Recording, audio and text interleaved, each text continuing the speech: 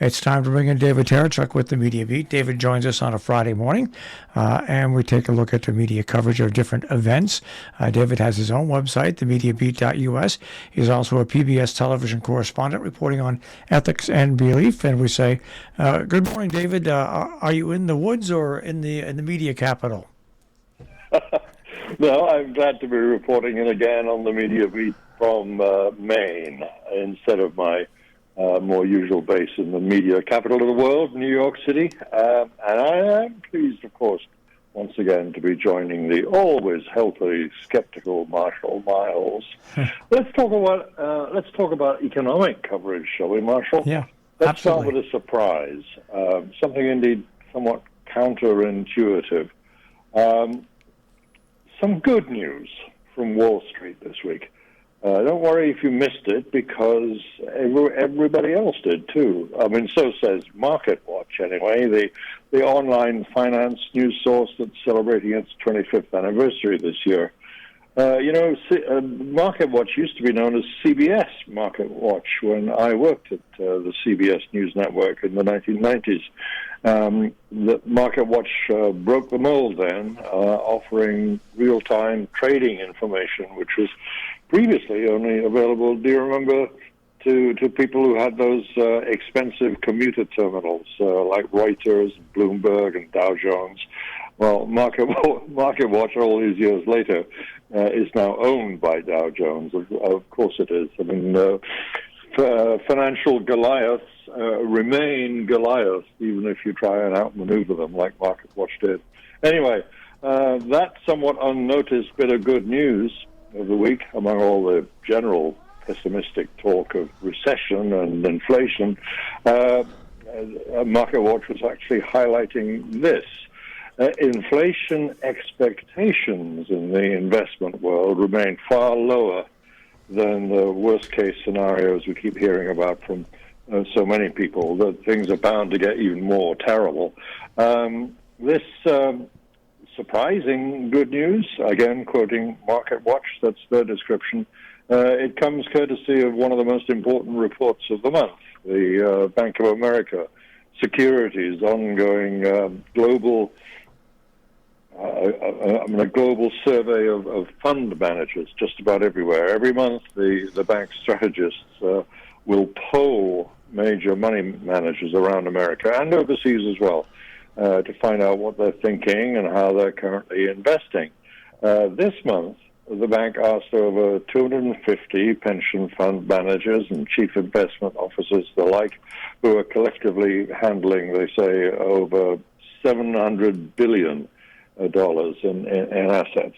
And this is the result. Everyone, I'm quoting directly again, everyone expects inflation to fall. That's what the bank strategy team wrote in the summary. Those managers expecting inflation to fall greatly outnumbered those who were expecting anything else, like a moderate fall or staying steady. That consensus on lower inflation, the Bank of America is saying, is the strongest since the global financial crisis of 2008, the whole lifetime of MarketWatch itself, just about. Well, that's what money managers are thinking. I think the reading, viewing, or listening public, however, is another matter entirely, isn't it? Yeah, it is. And you know, another thing about people and the stock market,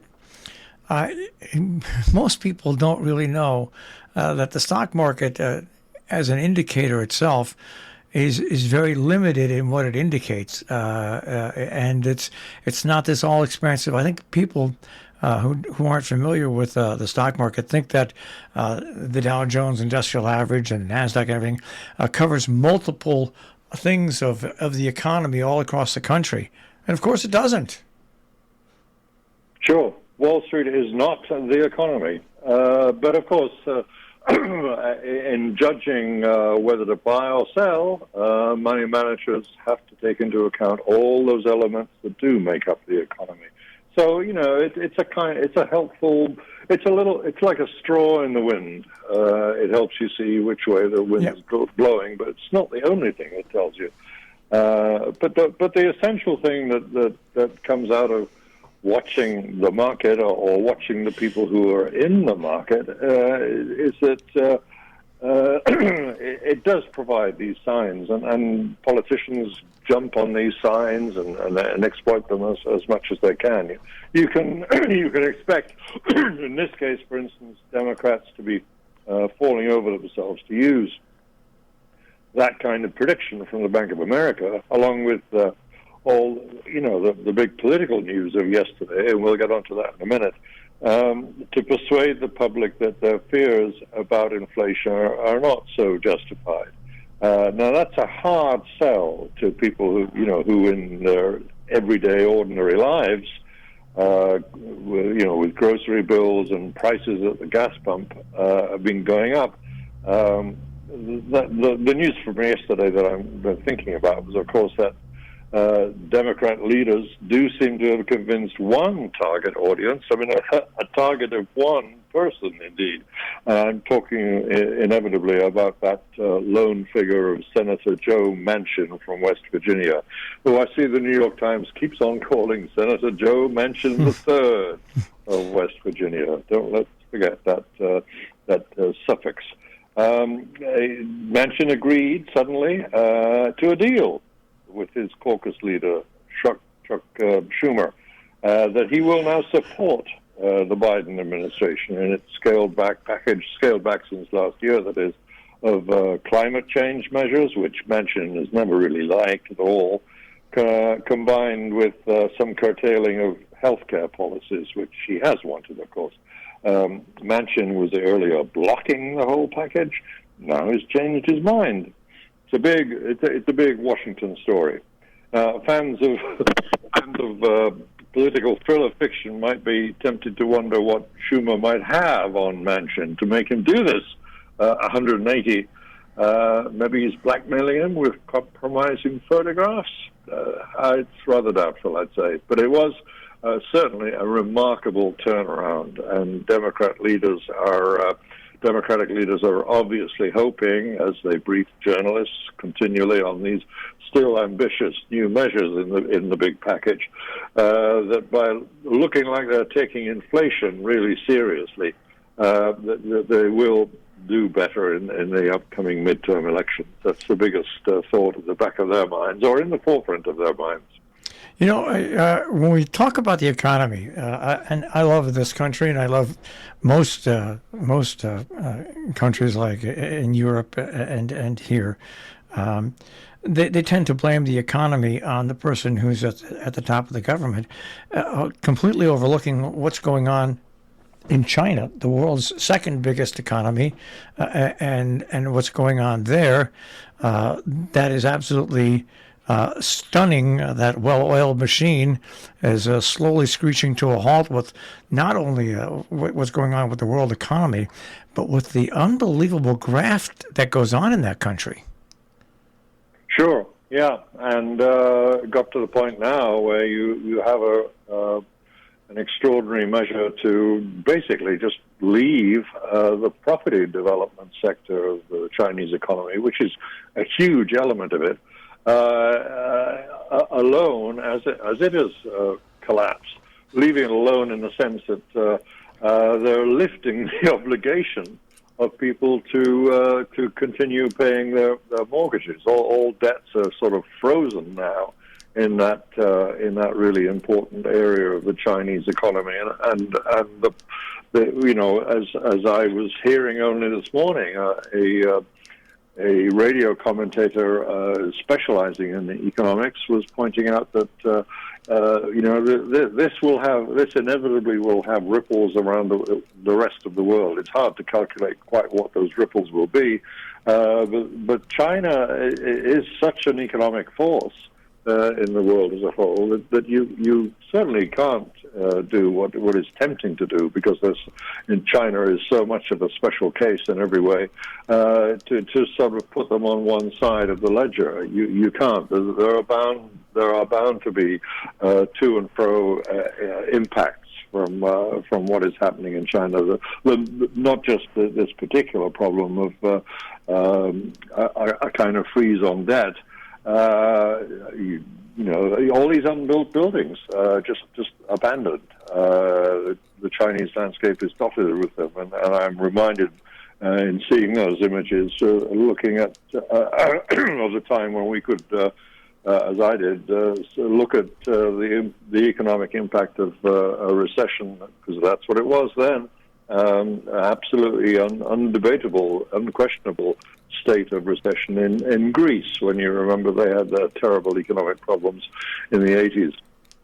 There were buildings left spookily all over the Greek landscape with reinforced concrete, with the iron bars inside the reinforced concrete sticking up into the sky, very strangely and spookily, almost skeletal-like, as almost literally a concrete symbol of a frozen economy. And what we'll see now, I suspect, from China is the overall slowing down of the Chinese economy is bound to have its effects on the rest of it. It's amazing to look at, and what's interesting, and they could probably make a lot of money with zombie movies in China by letting companies come in and film. Literally, I think there's 25 already built in the past couple of years cities with train stations, with apartment buildings, with malls, all empty. All empty. It's absolutely. It's absolutely stunning when you take a look at it. I mean, it's stunning when you take a look at the cities that have prospered in the past 20 years, but it's even more stunning to look over the past 5 years, the empty cities that they built that are just sitting there.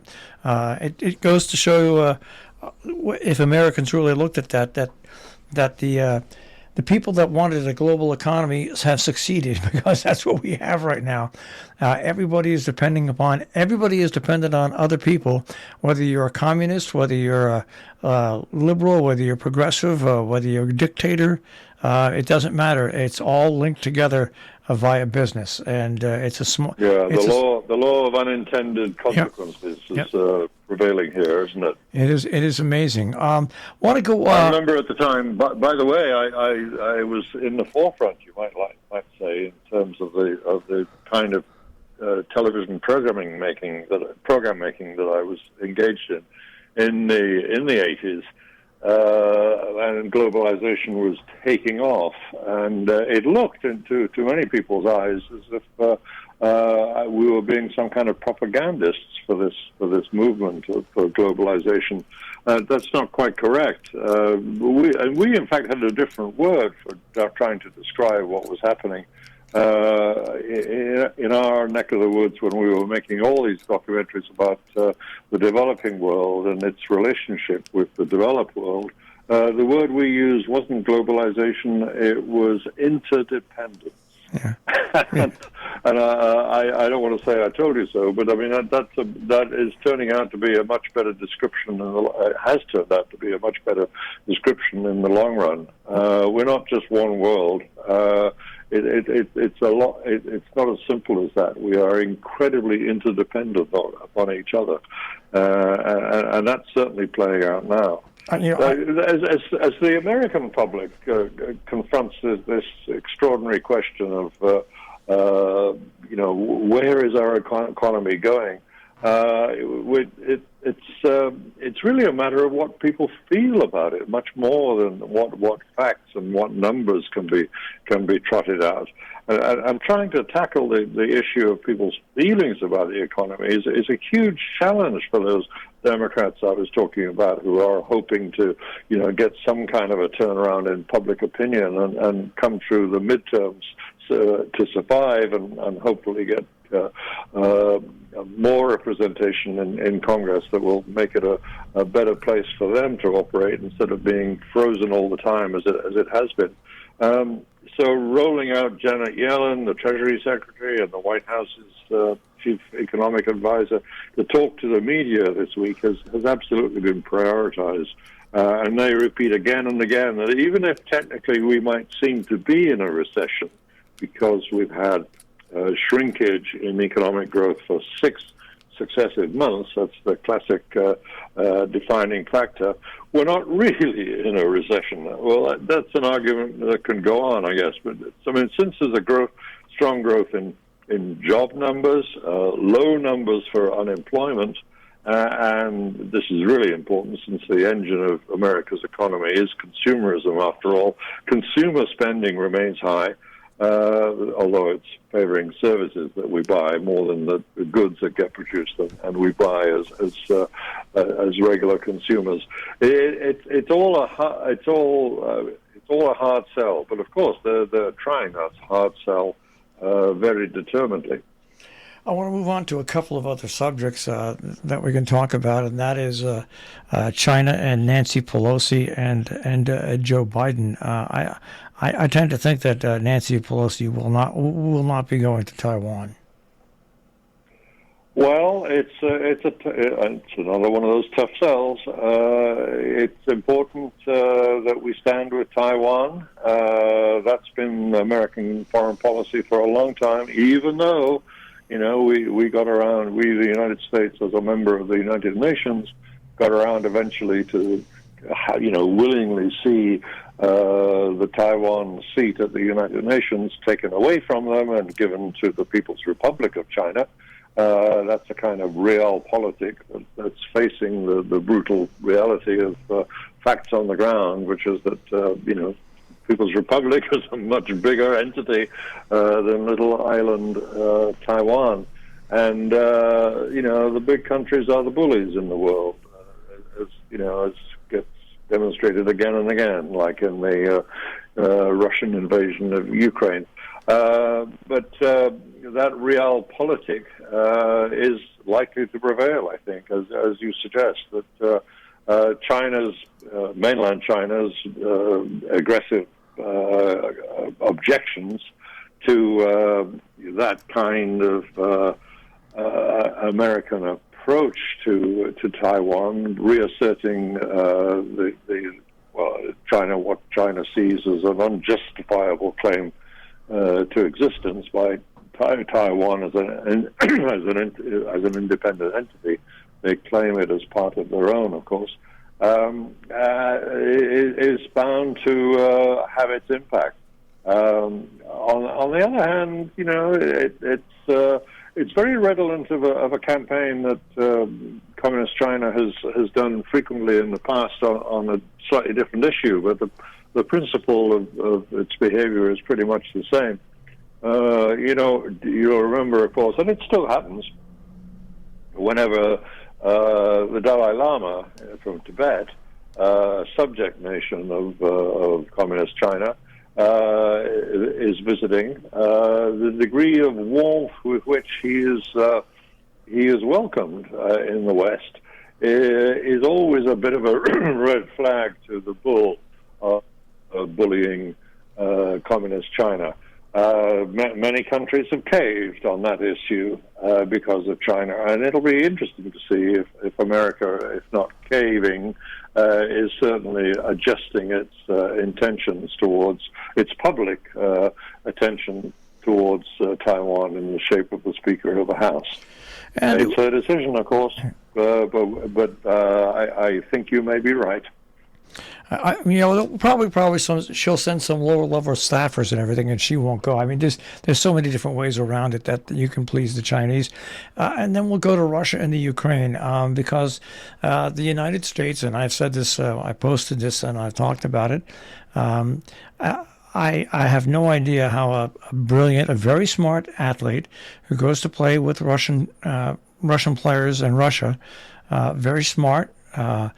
Very talented, can make the mistake she made, which puts this country now in a position where we're going to have to trade people to get her and a Marine back, a former Marine who are being held prisoner. And you add the Ukraine crisis in here, and you just wonder what is somebody. You can blame a lot of things on the Russians, but if you're a famous American and you go to Russia right now, and if you're an American plane, they're going to follow you. They need every up they can get, and this whole situation is just so far out of hand. Sure. Prisoner swaps are always a grim exercise. I don't think we ever end up with a deal with whether it was the Soviet Union or capitalist Russia now.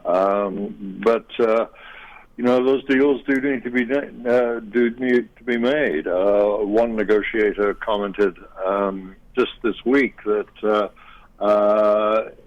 if you're confronted with whether you get two American citizens out, or whether you do some deal that is horrible in the sense that, as in this case, the cost of that deal is to release a pretty hideous arms dealer convicted in slam dunk evidence, and that seems like a really dirty deal.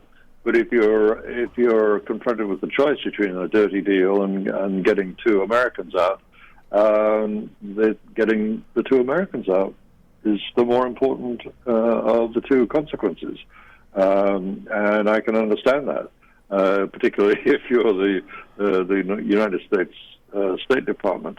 But it was ever this. I mean, this is one point to remember. I mean, we may complain about the conditions that are making us, or the events, or the individual decision making. As in the case of Brittany Griner herself and what she did and what she's admitted to. Whatever that, however those bits of information stack up in our considerations. The main thing is, what do we do now?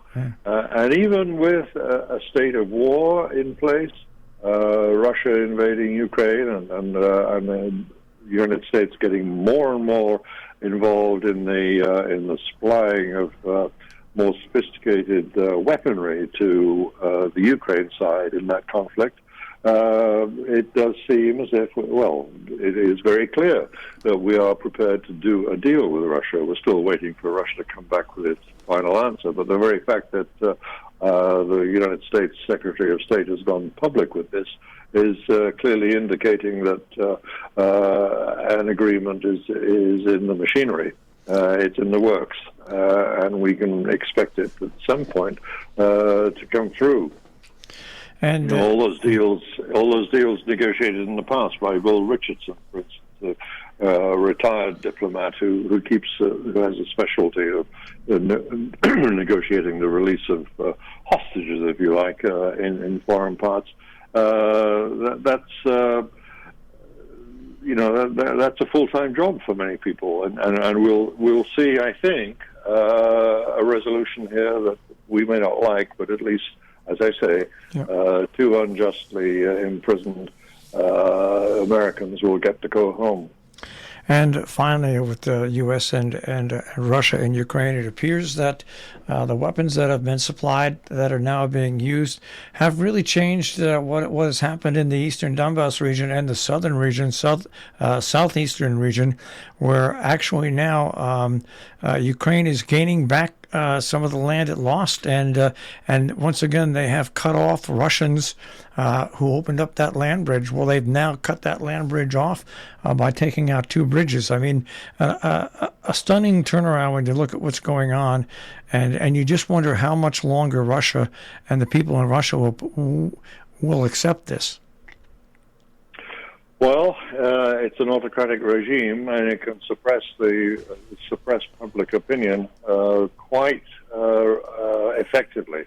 But as you say, for how long? That's the question. When you get particular battles like the one now for Kherson, it is a remarkable tribute to Ukraine's resilience, and of course to the Western support that it's getting in effecting that resilience, and the fight back is extraordinary in the annals of a lot of European wartime campaigns. It's a matter really of how long this slog can continue. It calls for one of those pullbacks to a 30,000 feet kind of view and say, well, Ukrainians are making an extraordinary fight back. Yes, they are, but the Russian military machine still seems sullenly plugging along, slogging, in a way, and of course, committing all the war crimes it does as it goes. And this can't go on forever. Yeah. Every war must end, and every war must end with some form of talking. And that's kind of within view. To borrow some terminology from the intractable Middle East problem of Arabs and Israelis, the horizon of some kind of settlement has to be there on the landscape somewhere. And I think we may be in sight of seeing it. David, it's always great to talk with you. Have a great weekend, and we'll check with you next week. I look forward to that.